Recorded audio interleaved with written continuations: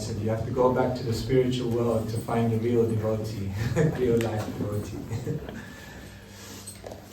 Okay, so option 1 is I can just pick a verse. Option number 2 is if you have a theme, anyone is interested, then we can speak something from that. And option number 3 is there's the book Bhagavat and then there's the person Bhagavat. In other words, there's the Shastra, but then there's the Vaishnav who is living the Shastra. And one of the living Bhagavats in our life was His Divine Grace Srila Prabhupada. And so the third option is that we can read from Srila Prabhupada's Leelamrita and then discuss from there. Okay, so there was some energy on that one. So option 3, Maharaj. Option 3, shall we do that? Yeah, is everyone agreed with that? Okay, let's do that. So let me get my Srila Prabhupada Leelamrita up. Just give me 1 second. It's a wonderful advantage. Okay, so Krishna, right?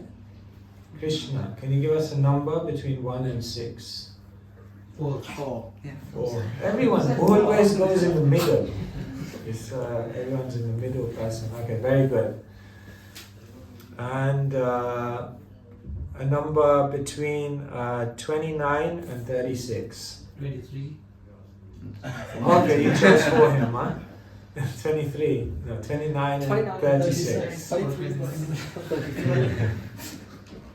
31. 33? Between 29 and 36. Okay.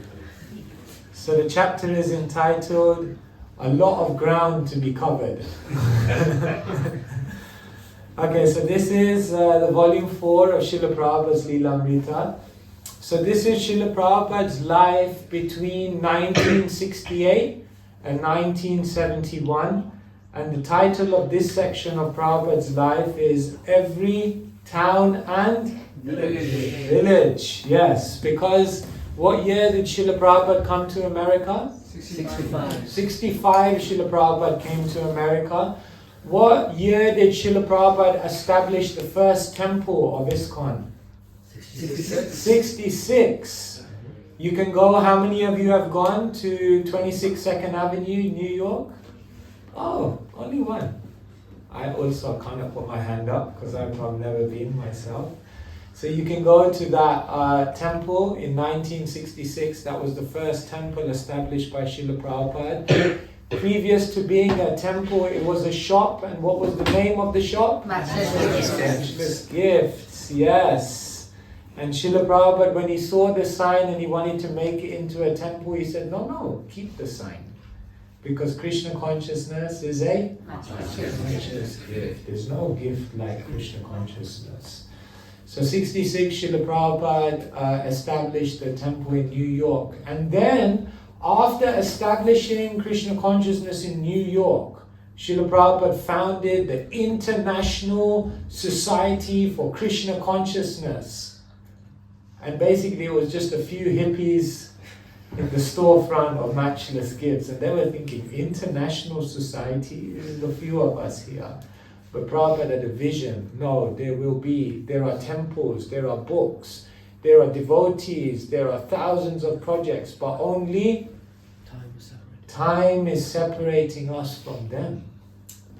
So then, after establishing that temple in 66, one devotee, he came to Srila Prabhupada and he said, okay, Srila Prabhupada, I got an idea to go to another place to start another temple. Does anyone know who that devotee was and where they went? Mukunda Goswami. And which place did he go to? San Francisco. So East Coast of America is like New York, Boston, all of that. And West Coast of America is like San Francisco, LA. East Coast and West Coast were completely different places, although in the same country. East Coast Americans are very serious, very conservative, very, kind of more like civil. Although even at that time they were hippies, but West Coast was wild. You know, they talk about the Wild West. West. So the West Coast, Hare Krishna, the West was quite wild, the West Coast. So that's where everyone was really doing a lot of drugs, a lot of, what was the motto of the hippie era? Sex, drugs, and spring rolls? Money. Sex, drugs, and rock and roll, right? Rock and roll. Not sex, drugs, and spring rolls. So Mukunda, he not only did he go to San Francisco, he went to a particular area in San Francisco to start a temple, which was like the center of the hippie revolution. Does anyone know the name of that place? Haight-Ashbury, yes, very good. Yes, someone's reading it, very good. Yes, so Haight-Ashbury was where Srila Prabhupada was invited to come. So Srila Prabhupada, for the first time ever, he went on a plane. You see, Prabhupada had never been on a plane before that, because how did Prabhupada come from India to America? Cargo ship. The cargo ship. Jala Duta. Jala means water. Duta means a messenger. Messenger of the water. 2 months it took on that ship. Captain Pandya brought him. And Prabhupada had 2 heart attacks on that ship. So, actually I'm wrong. Prabhupada actually went on a plane before this, because from New York he went back to India and then he came back again, I think. Anyway, one of the first times Prabhupada had been on that. So then Prabhupada went to San Francisco, and then the movement began in San Francisco. And in San Francisco, they had the first deities of who? Jagannath, Baladev, Subhadra. Remember that story? Malati had gone to the shop and she had found one figure. And she had come back and said, Prabhupada, what's this? Prabhupada, bow down, this Jagannath. Were there 2 others also? Yes, I think so. Go back, get them. And then she went back, she got the other 2 and brought them 3 small figures. And then Srila Prabhupada asked one of his disciples, can you carve these? Who was that disciple? Shamsundar. Shamsundar Prabhu. And so he began carving the deities of Jagannath. And there's the famous story that he was carving, he was the Stapati. Stapati means the one who makes the deities. It's a very sacred duty. But he was still smoking. So one time he was still carving the deities, and Prabhupada saw a cigarette packet on top of the Jagannath. Prabhupada came in and said, what's that? Then Prabhupada with his cane, he didn't touch it. With his cane he just went and flipped the cigarette packet off the deities. And then Prabhupada looked at Shamsundar and he said, why are you letting such a small thing come between you and Krishna? Give it up. Just give it up. And then that was enough, he gave it up. So the devotees, they had all these different kinds of habits, all these different kinds of... Mukunda, his name was previously what? Michael Grant. So Michael Grant, he was living in San Francisco. He had invited Srila Prabhupada, but Srila Prabhupada, he was very new in Krishna consciousness. He didn't know so much. So once in the car, they had gone from a program and the guest had given them dates. Isn't it? You can get these very high quality dates. So they had given a date. So Prabhupada was in the passenger seat, and so he opened it up and he started eating the dates. And then after eating part of the date, Mukunda, Michael Grant, he was driving. So Prabhupada ate it, took one bite, and then he offered it to him.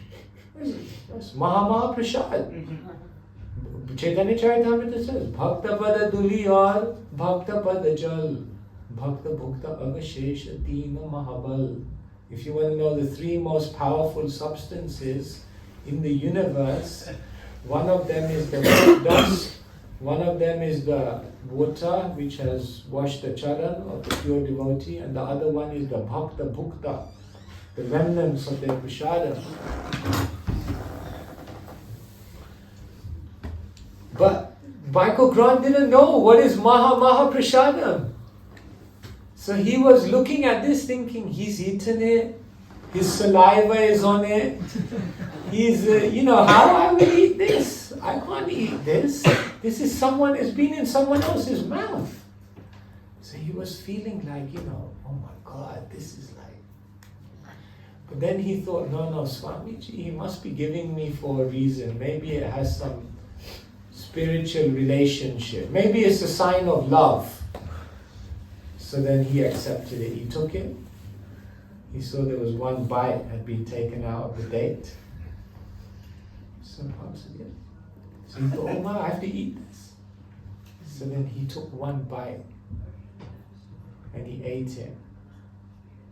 And then he gave it back to Prabhupada.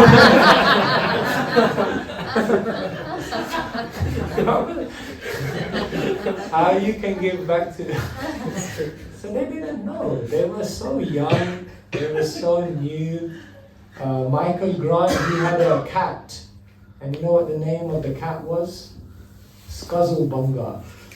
They had a cat called Skazulbanga. So one time in the morning, he was in his apartment, it was a mess, the cat was there, and he was watching cartoons. It's like hippies, yeah, this is what they do. And then he got a phone call, Swamiji, Prabhupada said, I'm coming. He said, oh my God, Prabhupada's coming. So Prabhupada came into his apartment, he saw it was so messy, he said, anyway, Swamiji, please sit down. So Prabhupada sat on the sofa. And as soon as Prabhupada sat on the sofa, the cat came and jumped on Prabhupada. Like in Vedic culture, like a cat or a dog, if it jumps on you, it's like not such a clean animal. Anyway, Prabhupada was tolerating, and then Prabhupada looked at the TV and he saw the cartoons. He said, what is this? So Michael said, this is cartoons. Prabhupada said, this is a waste of time. This is a waste of time. And Michael Grant said, ever since then he didn't watch cartoons.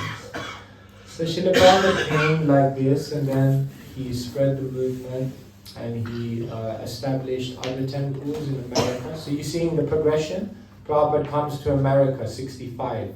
66, establishes New York. 67, establishes San Francisco. And then he sent some devotees to Montreal and other places in America. So now America was growing. Many, many temples. But then Srila Prabhupada said, we should also go outside of America. So then where did he send his disciples first? London. So then he sent his 6 devotees and the daughter, Saraswati, and they came to London. Which year was that?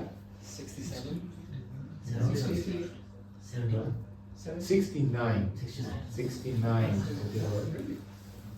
The year that man landed on the moon was the year that the devotees came to London. So when man landed on the moon, then what did Neil Armstrong famously say? It's one small step for man, one giant leap for mankind.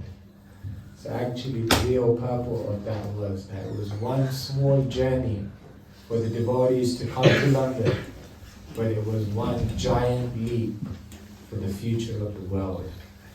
So then 69 the devotees came. So now we are dealing with every town and village. Now Srila Prabhupada is on a mission. He wants to go to every town and village. Prabhupada was never satisfied. Prabhupada said, my only disease is that I'm always thinking big. Think big. Prabhupada was always thinking big. So Srila Prabhupada, he never thought small. Even when Srila Prabhupada came to Mayapur, then one day there were only a few devotees in Mayapur. And Prabhupada said, I want you to buy all the land in Mayapur. The devotees thought, we can't even deal with this land. Like, what will we do with all the land? Prabhupada said, no, I want you to buy all the land in Mayapur. So So even that already was like a big instruction. And then Prabhupada said, and then what I want you to do is apply to the Indian government for independence. I want you to create the country of Mayapur. Mayapur should be its own country. It's the spiritual capital of the world. Like Vatican City. Yeah. So devotees say, oh my God, buy all the land, then apply for independence, create your own country. And then Prabhupada said, and then I want you to create our own currency. 1 Chaitanya, 5 Chaitanyas, 10 Chaitanyas. And then Prabhupada said, every temple president will be an ambassador of the country of Mayapur. Amazing. So Prabhupada was always thinking big. So, and then later on, after spreading Krishna consciousness in the Western world, then Srila Prabhupada decided that now we have to go and spread Krishna consciousness back in India. This is called the pizza effect. You know this one? Pizza is from which country? Italy. But did you know at a certain point in history, no one in Italy really ate much pizza because it was seen as a poor man's food. Pizza is a poor man's food. Sorry, I know we had yesterday. It's good, we love pizza. Actually in Italy no one was eating pizza. It was a poor man's food. But then something happened which changed the whole conception. And you know what it was, right? What's on America? Pizza went to America. And then you had, all pizza became big in America. Right? You had all these pizza, deep pan pizza, Pizza Hut, I don't know what they had there. Domino's pizza. And then once the Americans took it up, then in Italy it was like, oh no, pizza, this is our food, we should have, you know, and then it became popular in Italy again. So it's called the pizza effect. So similarly, Krishna consciousness was in India, but in India no one was taking seriously. I know everything, this, I know this is. No, we want technology, we want advancement, we want material enjoyment, we want economic development, we want to imitate the West. So then Srila Prabhupada, because Indians were neglecting their culture, he said, I'll go to America and then I'll come back and I'll share it with India. So then Srila Prabhupada came back. And when Srila Prabhupada came back to India, he was like a hero because he was the one, you see. You know what Srila Prabhupada once said? He said, people say Gandhi was great because Gandhi kicked the English out of India. But what I did is I brought them back and made them servants of Krishna. He just took them out of India. But I went out of India and I brought them back and made them become servants of Krishna. Mukunda Das, Shyam Sundar Das, Malati Dasi, all servants. So this was Srila Prabhupada's greatness. So now Srila Prabhupada is back in India. Shall we read a little bit? So this is Indore. Indore in India. Indore is not too far away from, you know which place? Ujjain, Avantipur. Avantipur, Ujjain is the place where Krishna went to. Gurukul. So not too far away from there is Indore. December 3rd, 1970. Please listen carefully. India continued to be like a dream for Prabhupada's disciples who gazed out the windows as the train moved them through India's unfamiliar rural world. The trackside bushes blossomed in yellow. Mile after mile of irrigated agricultural fields passed by. Wheat, rice, sugarcane, and varieties of dal. Small villages, mud-walled houses with straw roofs, or thatched walls with tiled roofs drifted peacefully by. An occasional village temple made of stone would rise above the surrounding temple structures. Cowherd boys with sticks tended their herds on grassy banks of meandering streams, and the grazing cows, the oxen ploughing in the ancient fields, the dung patties drying in the sun for fuel, the smoke rising from the cooking fires, and the smell of the warm earth, all were part of a peaceful, simple way of life the devotees were coming to appreciate through Prabhupada's association. So one of the reasons Srila Prabhupada wanted to take devotees to India is so that they could see the simple life. Simple living, they say nowadays we're simply living and no thinking. Simply living, no thinking. So Srila Prabhupada wanted them to go and see what it means to live in a village. Has anyone here lived in a village?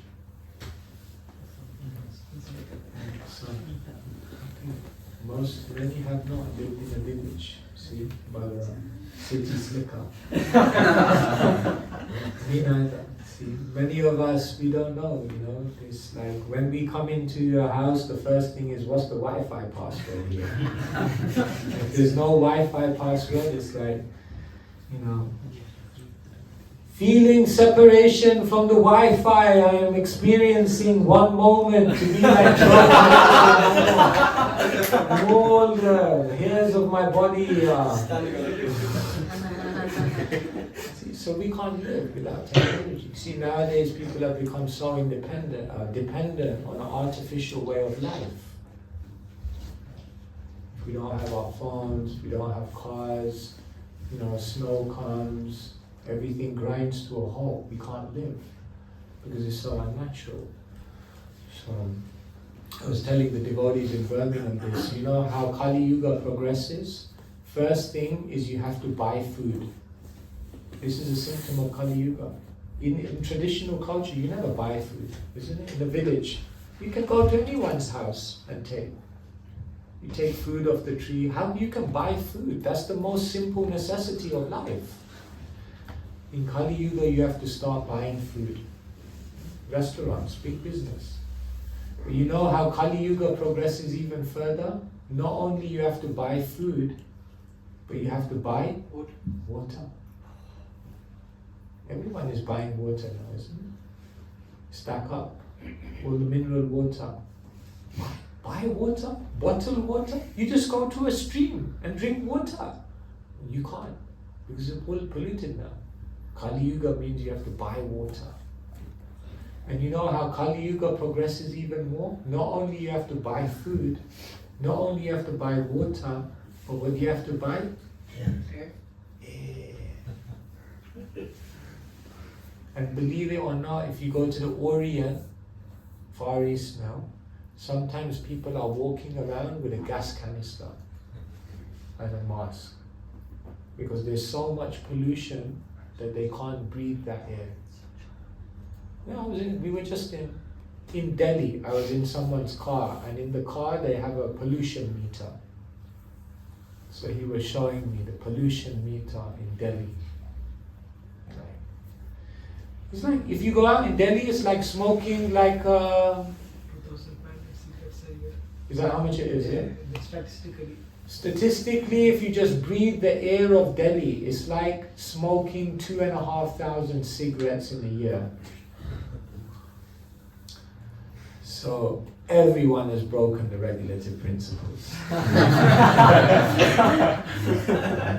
Intoxication, that's the world we're living in. Right? So Srila Prabhupada wanted the devotees to go to the village and see what it means to live simply, what it means to live peacefully, what it means to save time. Save time so that you have time for real things. In this world, we're working so much. You'd have to work so hard. Like once I was on the street, so one man was walking, so I said, "Sir, we're monks, no time." "No, we're teaching people about meditation, no time." "No, but we're just trying to share some wisdom." No time." "Okay, no problem, have a good day." No time.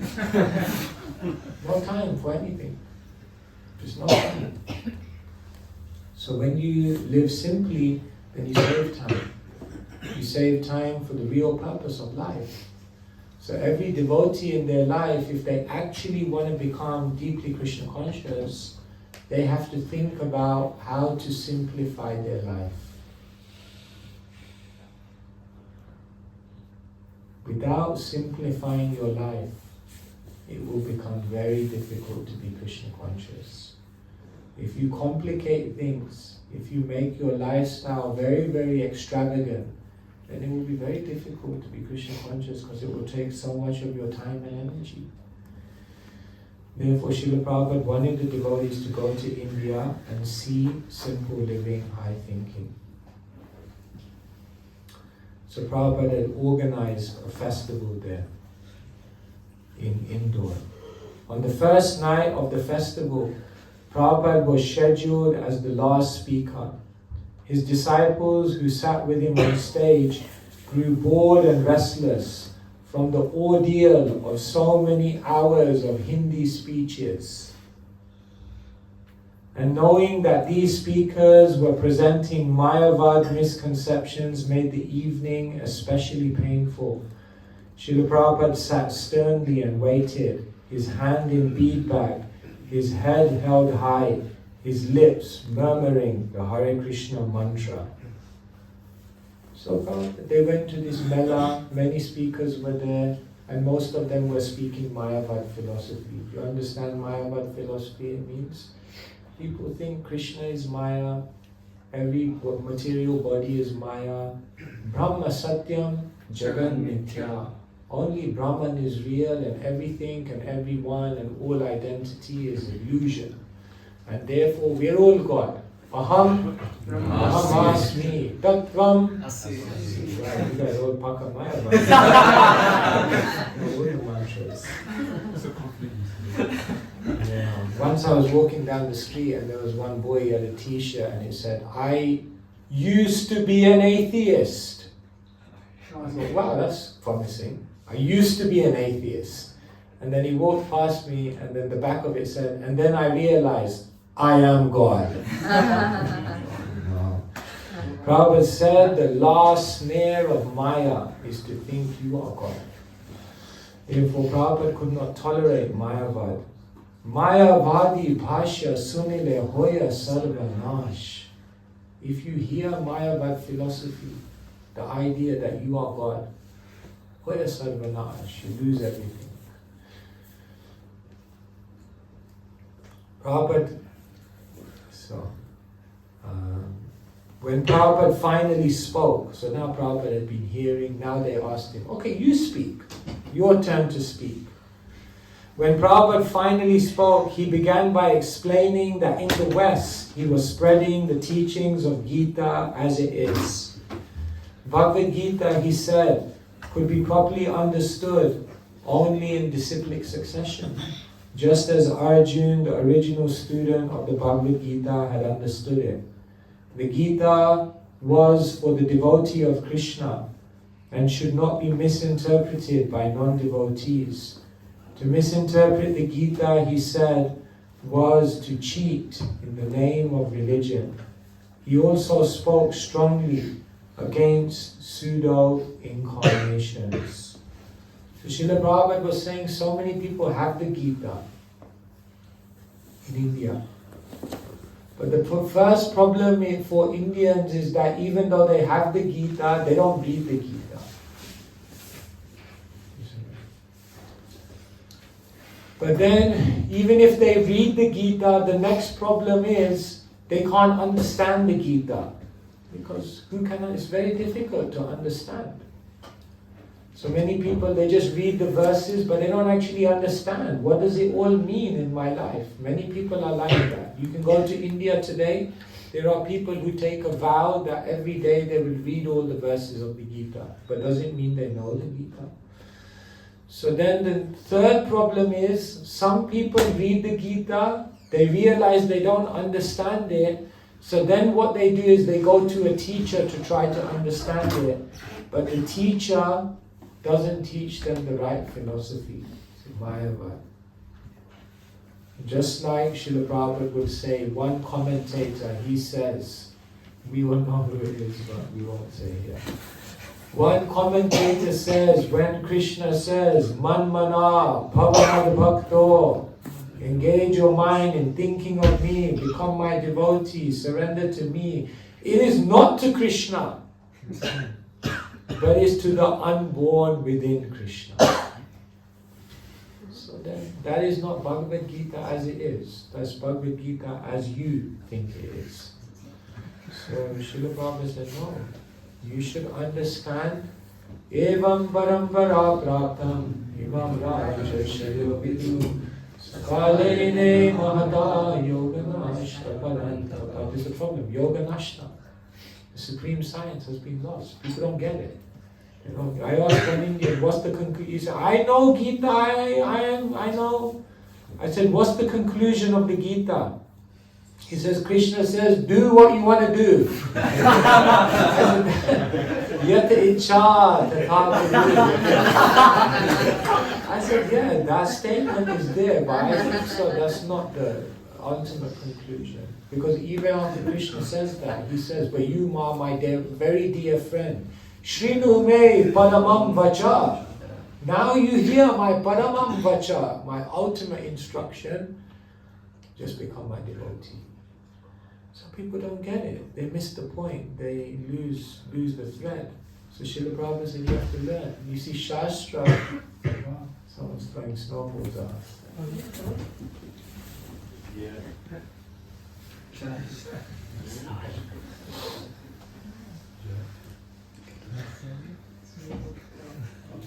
It's a war out there.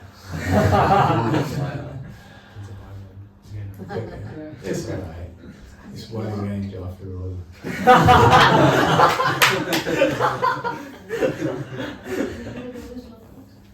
It's okay?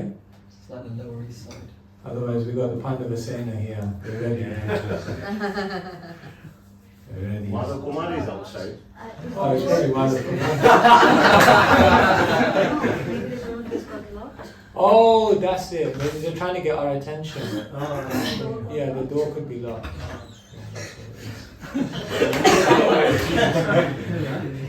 Is it locked? It's locked, it's locked. That's probably he's trying to get our attention. No, group was just having fun, I guess. Oh.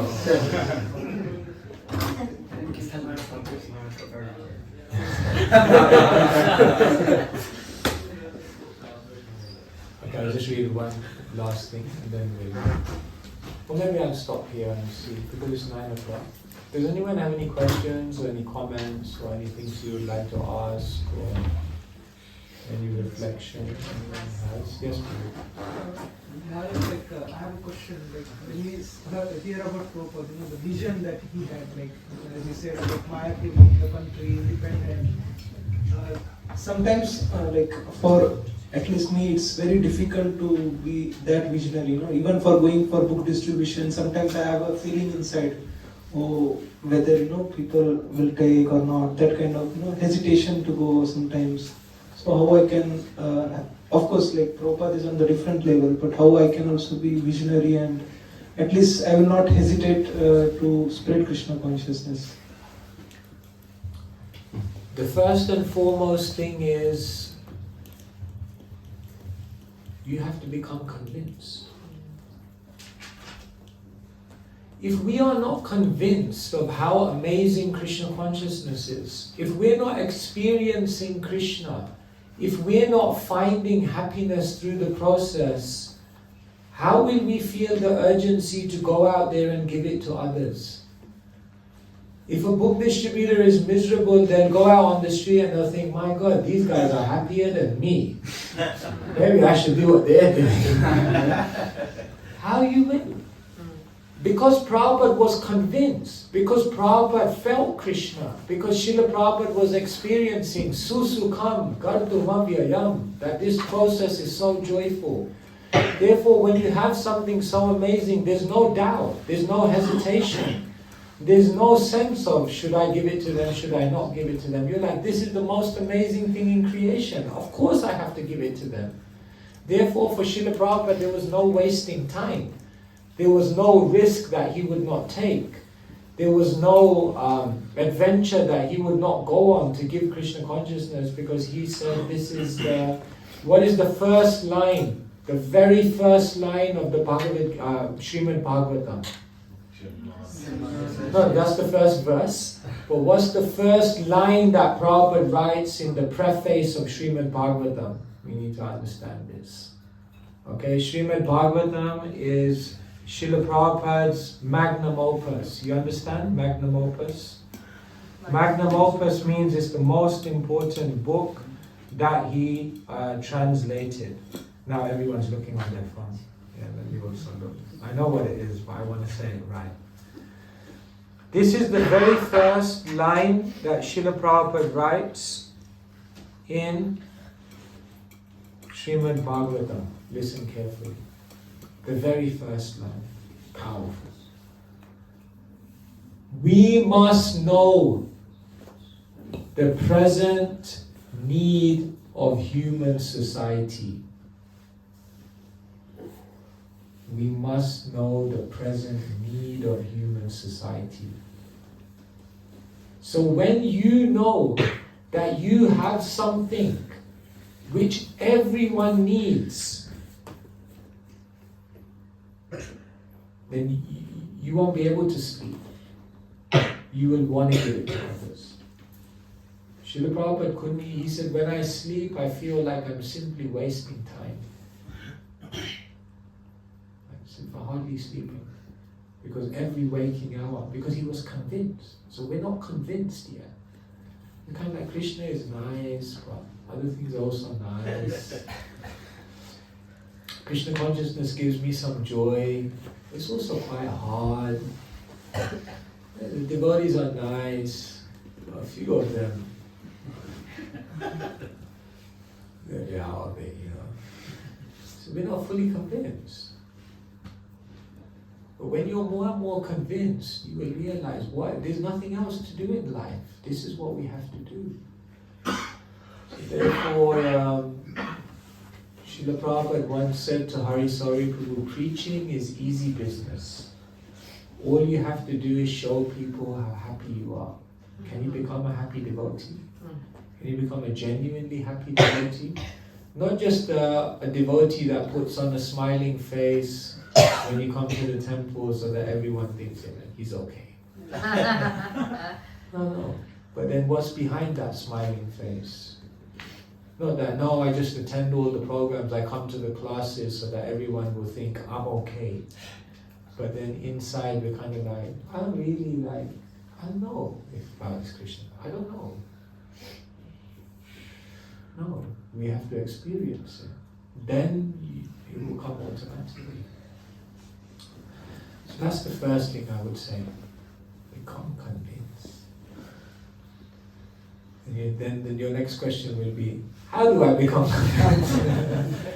Therefore, you have to practice. Shravanam kirtanam Vishnu Saranam Padasevanam Archanam Vandanam Vilasyam Satyam Nivedanam. This is spiritual technology.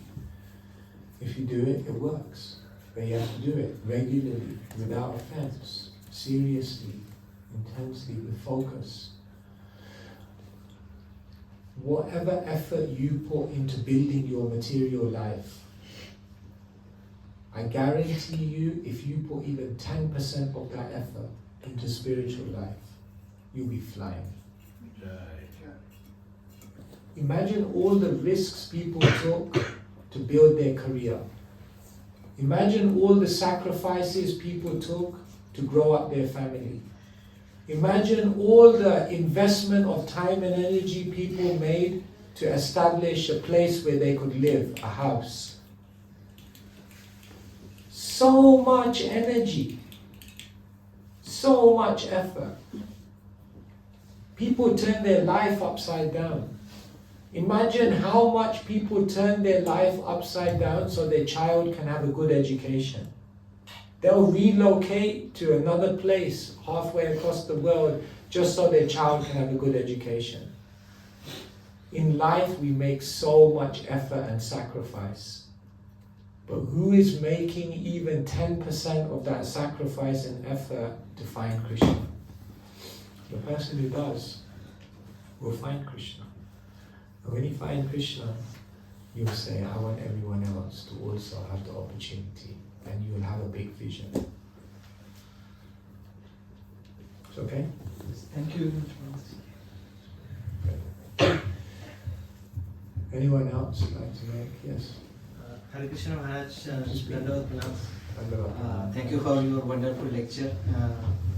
Since we had discussed regarding the simplicity, I would like to understand from you how can we become more simple and get more knowledge. Yeah, how to become more simple. First thing is we have to be simple in our lifestyle and habits. You see. If we are continuously expanding our lifestyle, 2 houses, 2 phones, too much, you see, then to maintain such a complicated lifestyle is going to take a lot of energy. It's going to take a lot of, you see, like one of my good friends, he earns so much money. I mean, I'm talking like 6 figures. But the amazing thing is, his lifestyle is such that he's constantly in anxiety. I'm like, why are you in anxiety? You're earning like 6 figures of money. He's like, no, I got to work. I got to make sure I do well, because if I lose this job, I'm not going to be able to pay all these bills. And I'm like, he's created such a lifestyle for himself. This person should just be living without anxiety. He could just work for 2 years and retire and be totally fine if he had a simple lifestyle. But because he's such a complicated lifestyle, he has to work so hard. So the first thing is, small is beautiful. But you may say, but I like some big thing. I like this car. You know, I need a... Matajis need a big kitchen. Like one of the things, they're like, big kitchen, you know, it's like a big thing. Of course, yeah. So maybe some things you need, but in general, don't try increase the fever of material life. Once there was this queen, Prabhupada tells this story, there was a queen, and then she had a maidservant. And the maidservant had a fever. So I don't know, what is a fever? Like 90, what is a fever? Like anyway, whatever it is, 99 degrees or something. And so the doctor came and said, 99, maidservant, 99. And the queen said, 99? What am I? He said, you're 97. Because 97, I want to be more than her. You make me 101. I'm like, why? You're going to die. You don't increase your feet. No, I want to be more. So it's very interesting. Prabhupada said we're increasing the fever of material life. Thinking, I want to be more, I want to be more, I want to be bigger, I want to be higher, I want to be on top. Once Prabhupada, he went to Dai Nippon. You know, Dai Nippon means the Japanese firm that were printing Prabhupada's book. So he went to the kind of CEO. It's like a, Japanese. So Prabhupada was sitting in front of him. Prabhupada said, what is the goal of your life? And you know what he did? You know what he did? He pulled out a stack of business cards. And these were all of the business cards of his acquaintances. And you know what he did in front of Prabhupada? What's the goal of your life? He pulls out this stack of business cards.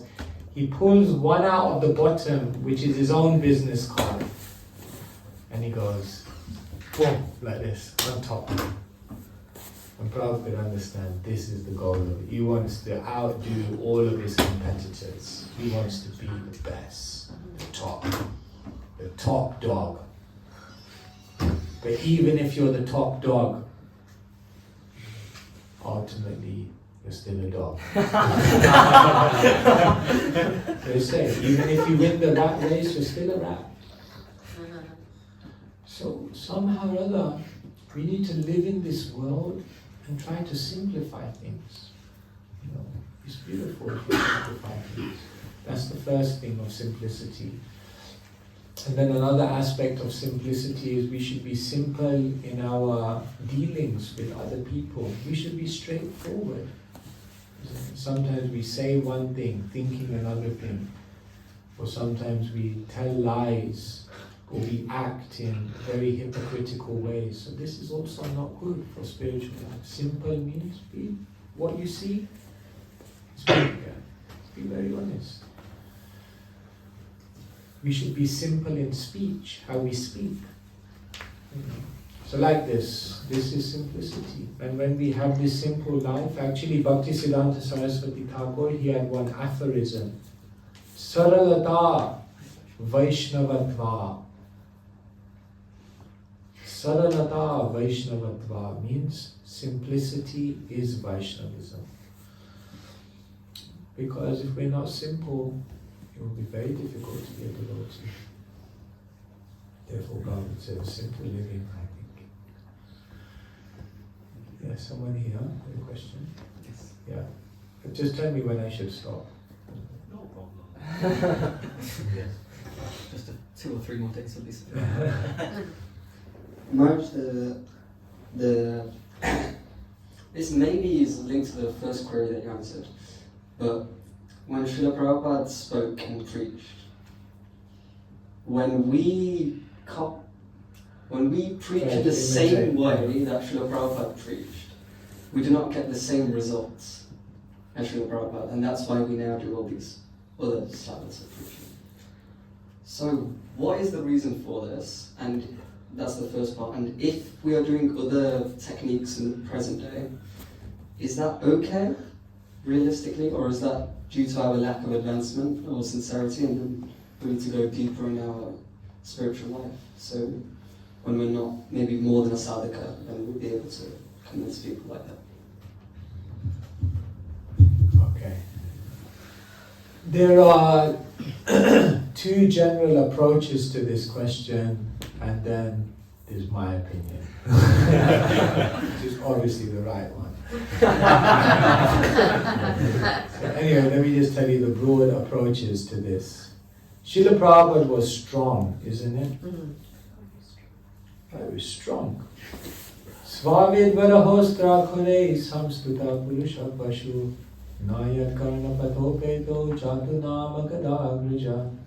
Srila Prabhupada went out and he says, you all are like hogs, dogs, camels, and asses. Like, oh my God, you know, it's like a chopper technique, you know. That Prabhupada was strong. One time there was this Mr. Sethi, you know this Mr. Sethi? He was Mr. Sethi or someone rich life member in Mumbai. So he was giving so much, big donor. So the devotees came to introduce him, give him some mercy, he's giving so much to the movement. So they thought, give him some, he should get the blessings of Swamiji. So they go into Prabhupada. Prabhupada looked at him and he said, what do you do in the morning? He said, I usually get up 8, 9 o'clock. Already you can see he's heading for not a good direction, you know. The Prabhupada said, what do you do when you get up at 8, 9 o'clock? He said, I have breakfast. Sometimes I have breakfast in bed. Breakfast in bed. This is like an English tradition. Prabhupada said, what is the difference between you and a pig? And the devotees were there thinking, oh my God, oh Prabhupada, he's one of the good guys, you know, like he's helping us out, he's like, you know. And then this businessman, he said, Prabhupada just looked me in the eye. And with the deepest compassion, Prabhupada looked me in the eye and said, why are you wasting your life? Human life is so rare. Why are you wasting your life? And he said, this man, he said it with such compassion, with such love. In my life, I felt this was the first person in my life who was not trying to flatter me, but just tell me the truth. and he just surrendered to Srila Prabhupada. So Bhagavatam says, Tadodu sangamot srija sadhu satseta buddhiman shanta eva syachindanti manovyā sangam uktibi. The sadhu, his words are razor sharp, and they can manovyā sangam uktibi, they can cut the attachments. Maharaj says the words of a politician are like butter, but their heart is like a razor. And the sadhu's words are like a razor, but the heart is like butter. So Prabhupada was like that, such a soft heart but strong. So then some people ask, should we speak like Srila Prabhupada? Should we present it as it is? Some people say yes, we are followers of Prabhupada, we should follow in the same way. And some people say, no, Prabhupada could do it because he had the realization. We don't have that kind of realization. We don't have that compassion. If we say it, it's simply an imitation, therefore we should speak according to our realization. I think there is truth in both statements. And I think it also depends on personality. I think there are some of us in the room who will be able to connect to many people by being, by packaging the philosophy in a very beautiful, contemporary way. And there are some of us in this room who will be able to reach many hearts by just speaking direct Krishna consciousness. Both of those techniques can work if there is deep compassion and concern in the heart. And therefore I don't think there is a way to preach. The real way to preach is to love the people. Some people love to preach, but the real preacher loves the people he preaches to. So if you have compassion and a genuine heart of concern, people understand more than the language of your words. They understand the language of your heart. So there's no problem. We can do both. We can be straight. We can be, bring them to the point. If you're going to go on that technique of doing different things which bring people to Krishna in a seemingly roundabout or what we call a bridge way, just make sure you have a route by which you're going to bring them back to the real thing. Make sure you have it in your mind that I'll start here, but ultimately I'll bring them here. Otherwise you bring them onto the bridge and then they just spend the rest of their life on the bridge. They never come back to the other side. Living on the bridge. You want to live on a bridge? Live on a bridge. The bridge is good to get to the other side. So you're going to bring them to the other side. So we're all individual, Shastra also says, Vajradapi kathaurani miduni kusumadapi lokataranam chetanam kodule gyatumi ishvaraha. The Vaishnava is Vajra. Understand? Vajra. What does Vajra mean? Sure. Thunderbolt. Kusum. What does Kusum mean? Flower. Vajradapi kathaurani mriduni kusumadapi. The Vaishnava is harder than the thunderbolt and softer than the rose. So should we be one or the other? Both. Prabhupada said you should have the courage of an English soldier and the love of the Bengali mother. I don't know how courageous English soldiers are nowadays, but you get the point. You have to have courage and the heart of compassion. Both. Hopefully that helps. Thank you. We can unpack it more. Alright, I think time is going on. Unless anyone has a really burning... Okay, Bhagavan is burning. Krishna. Maharaj, you spoke about Prabhupada dreaming big and thinking big. So when you said that, I was just thinking about our Pandavasana. Yeah. And I was thinking, what big things can we dream about and be working towards as of now, together? Because we have some boys, and they're all doing services, their sadhana is nice, and now is the... And girls. And girls. Now we're just in some destination. You guys can do amazing. You have to have the spirit. You see, if you have the spirit, you can reach many people. You can go out, you can put a festival on. You can go out, you can distribute books. You can go out into the university. You just have to have the spirit amongst yourselves that we're going to go out there and we're going to change the world. We're going to do something amazing to change the world. We're going to have an adventure. I found that everything I wanted to do in terms of adventure as a youth, through the Krishna consciousness movement, I was able to do it in the most profound way. You want to travel?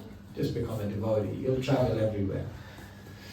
You want to, organize events, or just become a devotee. There's so many festivals, so many things you can do. You want to, challenge the way the world is, be a rebel, be a devotee. They're the biggest rebels, Everything I wanted to do in my life as a kid, to have an exciting life, I realized that because of Krishna consciousness, I was able to do it in the most profound, amazing way.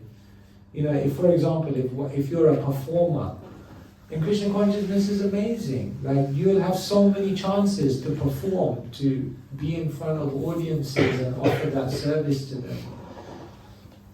You all just have to be united, you have to be inspired, and you have to, don't be shy, don't be scared. Just go out there and pick something. All of you are the future of ISKCON Manchester. So you have to create the future. It's not that you just come into this building and you think, okay, this is the temple and this is what it is. You have to think, what do we want ISKCON Manchester to be? This is what? The third biggest city in the UK? Must be, right? After Birmingham, after London and burning hell. Manchester's nicer. Hopefully. Manchester is such an amazing city. So many university students. This is like the cutting edge. This is where it's all happening. And you are all the caretakers of Prabhupada's interest here. What do you see as the future of ISKCON Manchester? You're the youth. You have to take it up.